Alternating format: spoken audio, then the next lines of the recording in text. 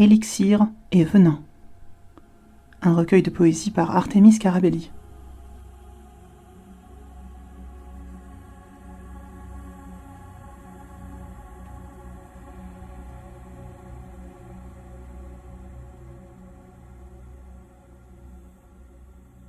Longue est la longe drue que je longe éperdue, en longue quête ardue sur le sentier en sueur, où le soleil mordant m'accable de chaleur, et où son jour ardent larde le ciel tordu. Mais la force du temps tire la laisse, et la longe se tend. Elle roule en brûlant la paume qui la tient, et rougit en hurlant. La main sans cesse étreint la corde qui la blesse. Les pieds aiment courir en suivant la cadence. Les yeux sont éblouis par les mouches qui dansent. Les lèvres crevassées bouillonnent d'enthousiasme. Ma gorge se contracte et s'embrasse elle-même. Mes reins rient, ma peau craque, et mes cheveux sont blêmes. Et la vue de la mort a l'odeur d'un orgasme.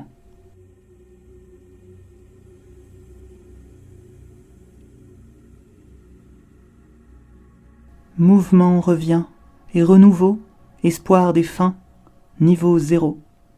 Et tout s'étend, les plants qui poussent le temps. La sève en or qui s'évapore.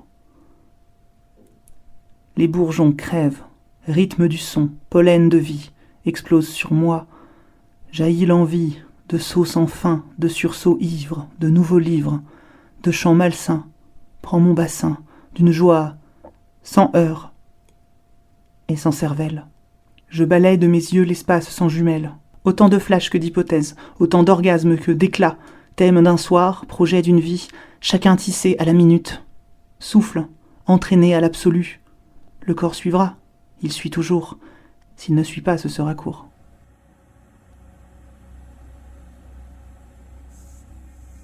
C'est toi. La nuit murmure ton nom, l'éclat susurre le son d'une voix Dieu sourcillant, sourds élans de silence de toi. Les feux d'artifice claquent, le vent agite la sèche chaleur des arbres, la pâte dense de l'air gronde et murmure ton nom. Il y a ton nom à toi, gravé sur l'odeur rêche des blocs de béton froid, dès que le soir caresse et dès que la nuit tombe, et murmure ton nom à toi. À toi à un temps s'unir, cette âme en sueur aspire, s'essouffler sur ta soie, et soupirer sans armes, m'assommer de tes spasmes, et mes larmes subir, sans toi. Sauge sur seuil sévère, spectre suintant banni sans terre, tertre soyeux qu'effeuillent nos seins souffles lascifs, et nos bras enlacés.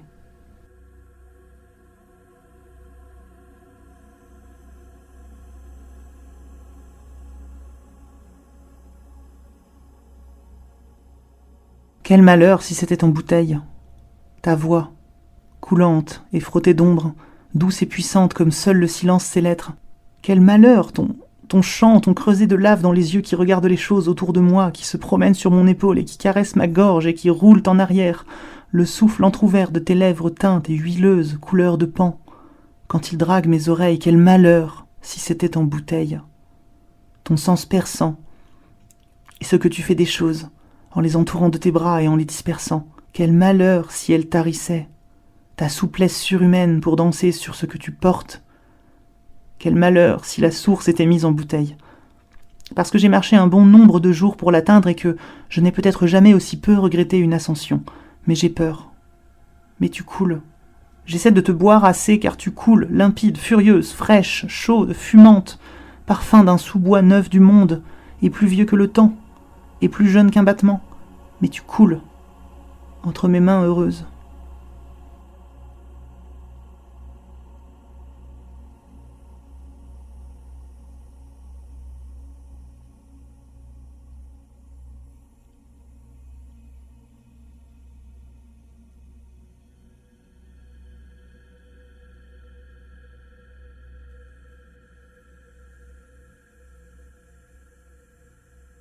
J'emporte le flacon pour retarder l'ivresse.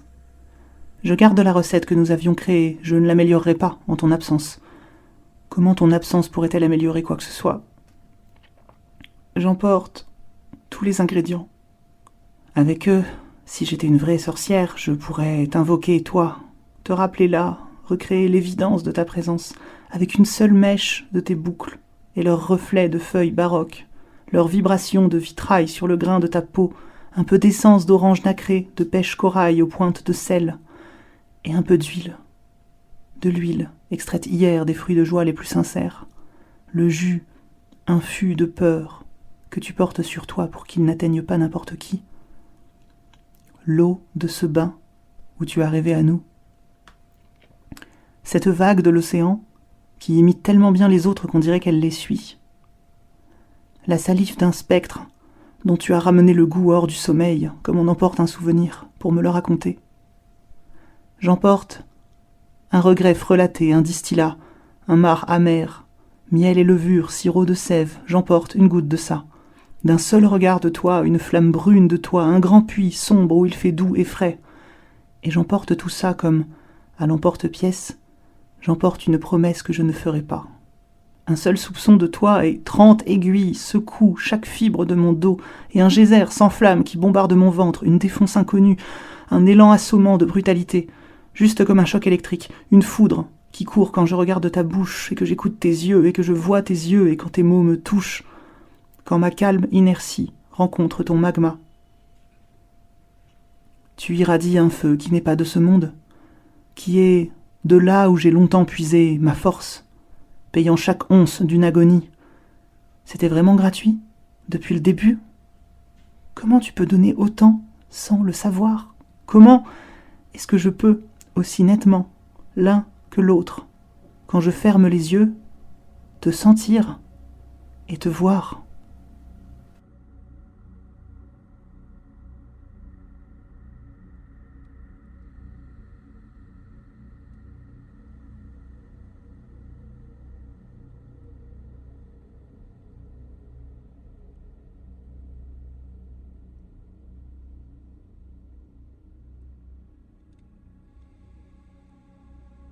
Eccoci qua, and here we are, holding hands under each star, becoming treasures that only we may find. Among all that is blind, here we are, nous voilà, qui nous tenons la main sous chacune des étoiles, en devenant des trésors que personne d'autre ne trouvera parmi tout ce qui rend aveugle.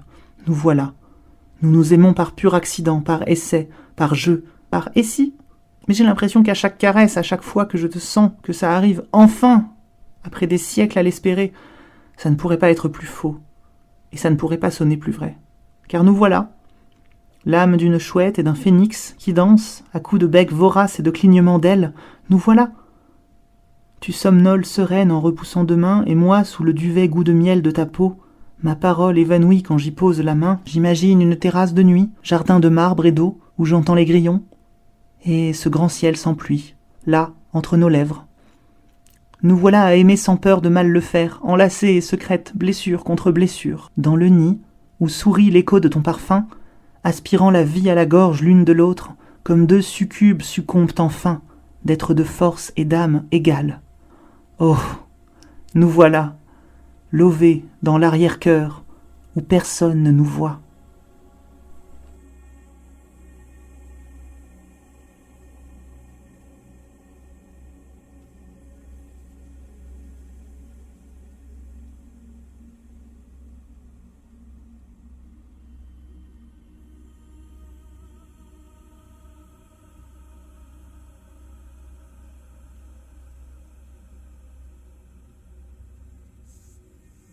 L'influence a fusé, et ils m'ont reflué, ils nous ont divisés.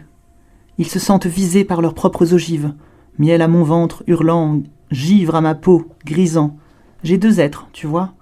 J'en change à volonté, l'un bascule vers l'autre aux instants où je doute. Cire et pétrole, deux lanternes à moi, pour éclairer ma route. J'en change à chaque baiser. Mais tes baisers à toi brûlent à l'infini la lanterne de cire, celle qui attend la mort du vent, celle qui est pleine d'oubli et d'avenir. Et je laisse l'autre tomber. J'en ai besoin les nuits de mars et de décembre, de l'autre. Son odeur brune de destruction, d'amère essence, sa flamme rapide, sa danse sobre.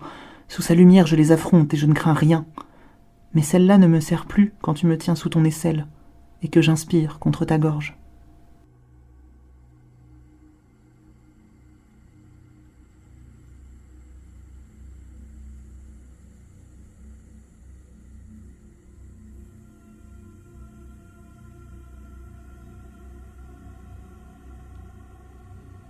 Tu sens les femmes, tu sens les fleurs séchées, le tabac frais qu'on aurait aspergé de rose, tu sens la liberté féroce, le miel âcre, la terre, tu sens une vibration maligne qui gronde en roucoulant dans mes creusets qui n'en peuvent plus. Tu sens une épice inconnue qui chauffe dans l'huile des dieux. Tu sens les fumerolles copieuses de ton volcan humide. Tu sens la bête. Tu sens la boule de nerfs visqueuse et dure et qui palpite quand elle a faim. Tu sens une douceur cannibale qui grille dans un pot d'argile, léché par 1000 serpents de musc. Tu sens la fraise vénéneuse, le pain frotté à l'ail, puis adouci par la laine d'un sous-bois, où copulent des meutes entières de louves, dans un froid qui tire les os. Tu sens le caramel moelleux du silence quand la meute est partie. Tu sens toutes les créatures qui ont un sang chaud sous leurs écailles. Tu sens la fourrure trempée, gorgée de fer, et tu sens l'eau quand elle s'engouffre au fin fond d'une cascade avec un magnétisme fracassant. Tu sens le vertige et la sûreté. Tu sens la ronde senteur des chairs brûlées, la voix moqueuse des fruits reclus. Tu sens la moiteur d'une cave fraîche où on cultive les meilleurs champignons, ceux qui font voir et ceux qui font oublier. Tu sens la descente de tes seins tendres et pointus où naissent les tremblements. Tu sens l'humus d'une fange intime sous les racines fermes de tes bras. Tu sens la lumière qu'on allume tout en bas.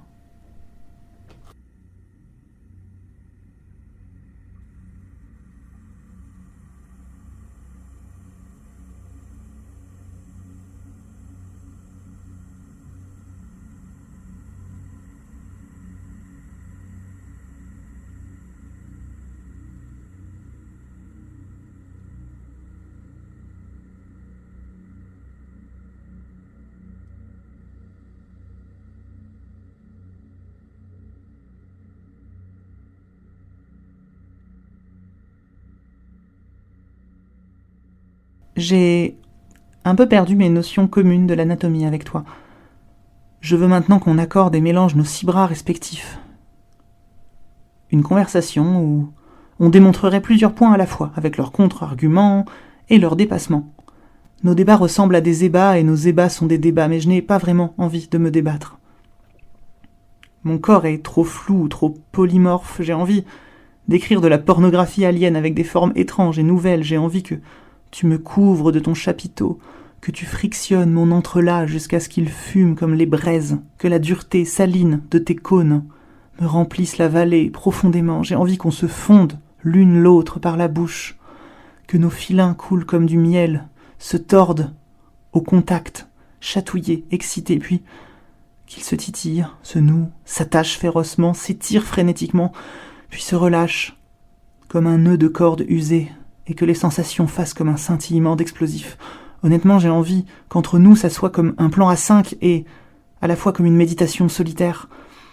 J'ai envie que ça ressemble à un dessert qui est aussi une entrée, que tu aspires ma bouche de l'intérieur pour la vider de mes mots. Je veux qu'on invente un état de la matière qui n'existe pas encore. Et si tu veux même, on lui donnerait ton nom.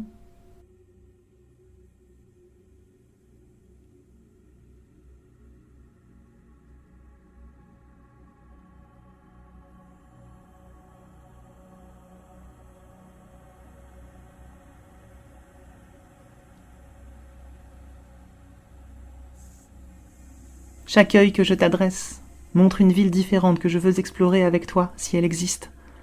Chacune a ses lieux saints et ses rues aux noms courts que je saurai par cœur. Chacune un air d'hiver et une humeur d'été, et chacune a ses bas qui ont une saveur moite et ses hauts flamboyants qui en font la fierté. Épuisé d'un jeudi, j'explore une toile de caves et de rues enterrées qui parlent tamisé et qui sentent le thym, et j'ouvre des portails aux rideaux de satin que le temps n'atteint pas. Je languis vendredi au fond d'un bourg grandiose, plein de parcs chauds et secs, où les blocs de béton fument sous leurs fontaines, et où tout le monde rit, et manque de sommeil, et manque de soucis, et je veux vivre ainsi. Je passerai souvent au lieu-dit de samedi, dans cette autre cité où ton regard de faim et de feu me repousse et me traque, et où dos contre mur, contre un tableau de lierre, je me morfonds le sein pâlissant sous ton souffle, et brûlant sous ta main. Emmène-moi, dimanche, dans la ville où les places sont vides comme mon ventre quand je tombe sur moi-même, quand tu dis que tu m'aimes avec ta bouche tremblante. Et emmène-moi là où on vend, au détail, tes effluves et tes mots. Pour une fois, je veux bien dépenser le prix fort. Je quitterai lundi tes imposants décors qui abrutissent le temps, qui enivrent les liens. J'irai par la dernière, la ville d'ombre et de gemmes, de néons qui rougeoient, d'éclats, de claques de jeux, où la nuit laissera ton souvenir mes pieds, entre les barres des ruelles où on boit par mégarde, où tu prendras ton pied lorsque je prendrai garde, et qu'on se dira « Non, jamais, c'est rien », en s'espérant quand même.